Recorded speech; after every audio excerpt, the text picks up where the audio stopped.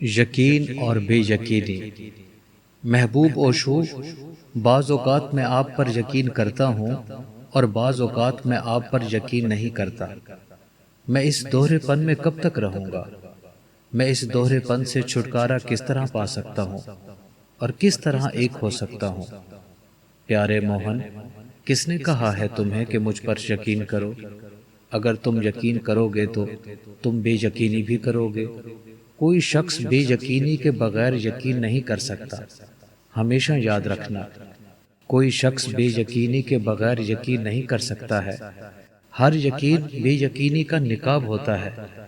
یقین صرف اس مرکز کا محیط ہے کہ جسے شک کہا جاتا ہے۔ اس کی وجہ یہ ہے کہ شک ہوتا ہے تو تم یقین کو تخلیق کرتے ہو۔ شک تکلیف دیتا ہے، وہ زخم کے مثل ہوتا ہے، یہ درد دیتا ہے۔ چونکہ شک ایک زخم ہے اس لیے وہ اذیت دیتا ہے۔ وہ تمہیں تمہارے داخلی کھوکھلے پن کا، تمہاری داخلی جہالت کا احساس دلاتا ہے۔ تم اسے ڈھانپنے کی کوشش کرتے ہو، تاہم تمہارا کیا خیال ہے؟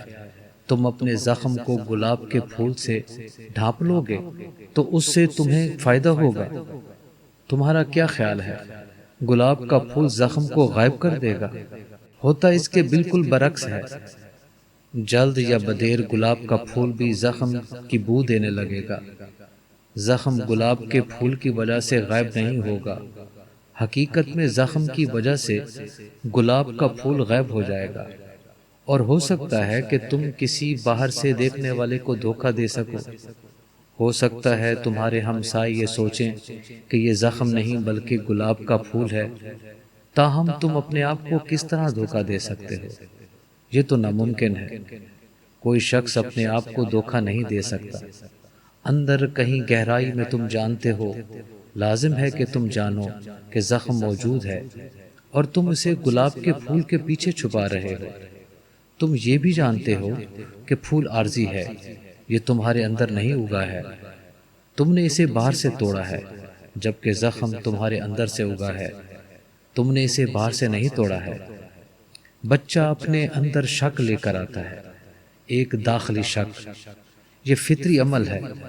اسی شک کی وجہ سے وہ سوال کرتا ہے، اسی شک کی وجہ سے وہ کھوج کرتا ہے۔ کسی بچے کے ساتھ جنگل میں صبح کی سیر کو جاؤ، وہ تم سے اتنے زیادہ سوال پوچھے گا کہ تم اکتا جاؤ گے۔ تم اسے خاموش رہو کہنا چاہو گے، تاہم وہ سوال پوچھے جائے گا۔ یہ سوال کہاں سے آ رہے ہوتے ہیں؟ بچے کے حوالے سے یہ ایک فطری امر ہے۔ شک ایک داخلی امکان ہے، صرف اسی کے ذریعے بچہ کھوجتا ہے اور تلاش کرتا ہے اور ڈھونڈتا ہے۔ یہ کوئی عیب نہیں ہے۔ تمہارے پنڈت پادری تم سے جھوٹ بولتے رہے ہیں کہ شک عیب ہے۔ شک عیب نہیں ہے، یہ فطری ہے۔ اسے قبول کرنا چاہیے اور اس کا احترام کیا جانا چاہیے۔ جب تم اپنے شک کا احترام کرتے ہو تو یہ زخم نہیں رہتا ہے، جب تم اسے رد کر دیتے ہو تو یہ زخم بن جاتا ہے۔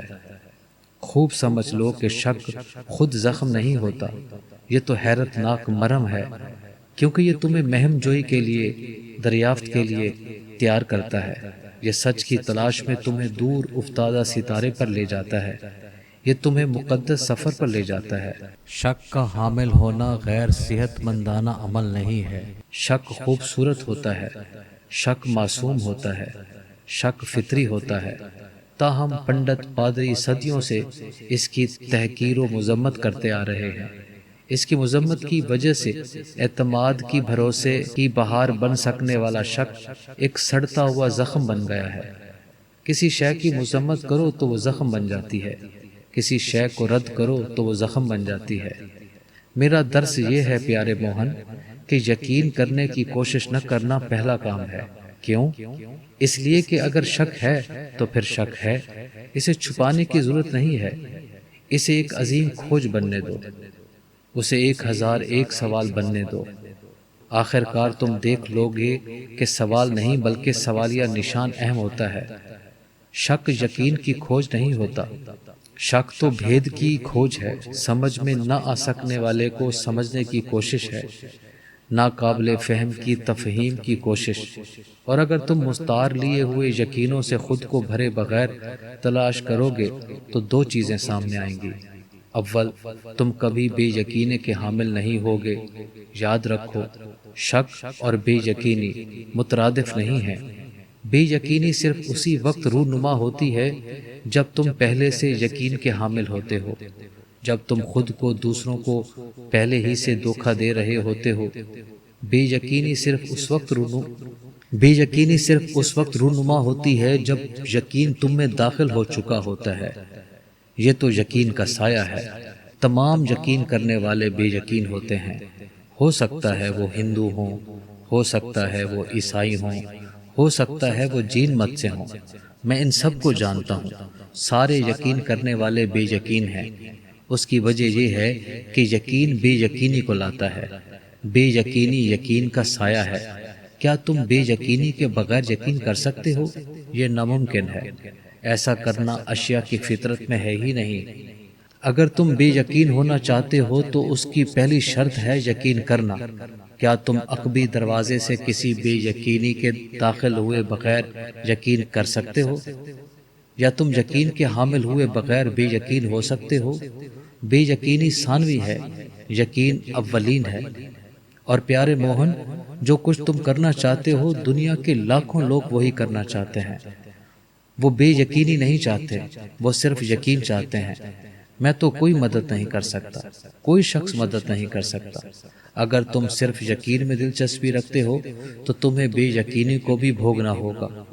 تم منقسم رہو گے، تم بٹے ہوئے رہو گے، تم شیزوفرینک رہو گے، تم نامیاتی یکجائی محسوس نہیں کر سکتے۔ خود تم نے اسے رونما ہونے سے روکا ہوا ہے۔ میرا مشورہ کیا ہے؟ اول یقین کرنا چھوڑ دو، یقینوں کو ترک کر دو، یہ سب کچرا ہے۔ شک پر بھروسہ کرو، یہ ہے میرا مشورہ۔ اسے چھپانے کی کوشش مت کرو، شک پر بھروسہ کرو۔ تمہاری ہستی میں لائی جانے والی یہ پہلی شے ہے۔ شک پر بھروسہ کرو اور اس کے حسن کو دیکھو۔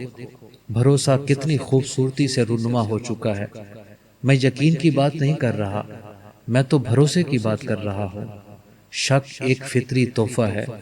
ضرور یہ تحفہ بھگوان نے بھیجا ہے، اور کون بھیج سکتا ہے؟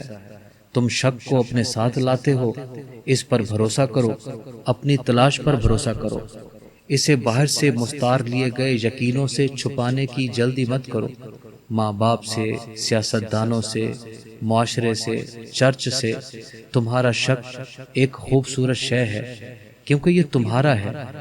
یہ خوبصورت ہے کیونکہ یہ مصدقہ ہے۔ اس مصدقہ شک سے کسی روز مصدقہ بھروسے کا پھول کھلے گا۔ پھول کھلنے کا یہ عمل داخلی ہوگا، اسے باہر سے تھوپا نہیں گیا ہوگا۔ بھروسے سے اور یقین میں یہی فرق ہے۔ بھروسہ تمہارے اندر سے جنم لیتا ہے، تمہاری داخلیت سے جنم لیتا ہے، تمہاری موضوعیت سے جنم لیتا ہے۔ جس طرح کے شک داخلی ہوتا ہے، بالکل اسی طرح بھروسہ بھی داخلی ہوتا ہے۔ صرف داخل ہی داخلی قلب کی ماہیت کر سکتا ہے۔ یقین خارج سے ہوتا ہے، یہ تمہاری مدد نہیں کر سکتا۔ اس کی وجہ یہ ہے کہ یہ تمہاری ہستی کے داخلی مرکز تک نہیں پہنچ سکتا، جبکہ شک ہوتا ہی وہی ہے۔ آغاز کہاں سے کرنا ہے؟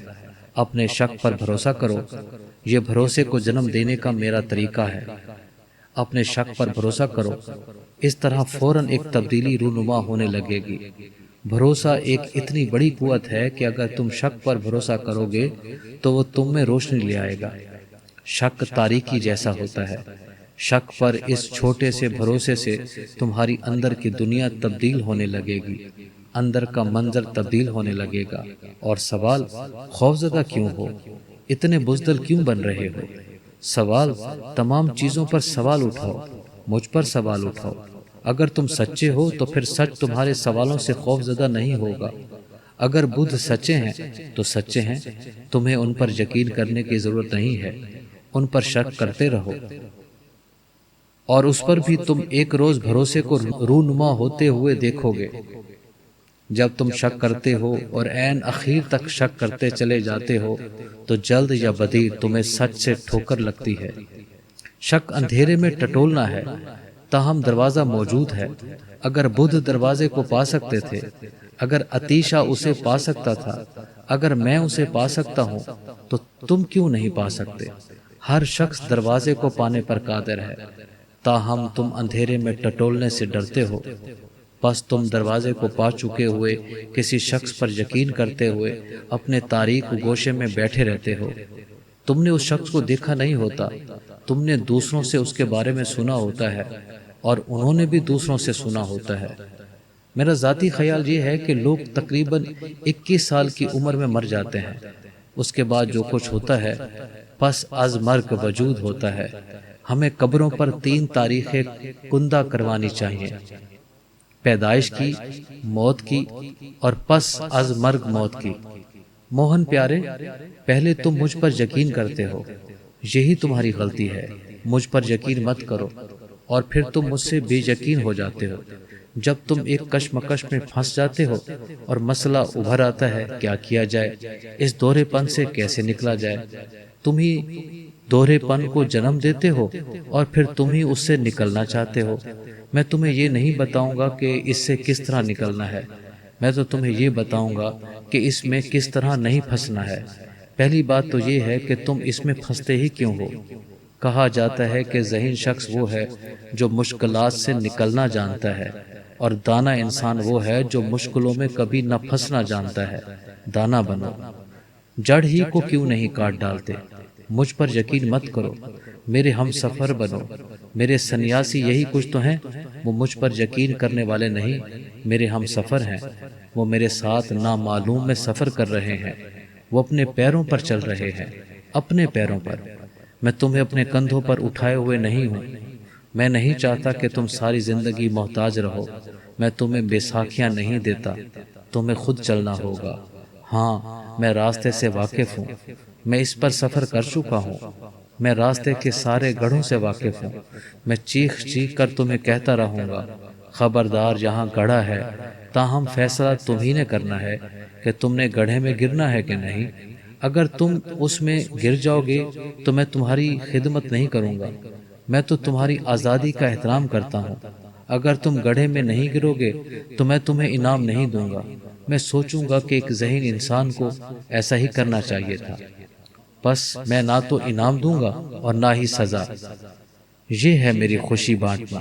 اگر بانٹنے میں تمہاری خوشی ہے تو ٹھیک ہے، تم جب تک چاہو ہم ساتھ چل سکتے ہیں۔ جس لمحے تم الگ راستہ لینا چاہو گے تو بھی بالکل ٹھیک ہوگا، ہم خدا حافظ کہہ کر جدا ہو جائیں گے۔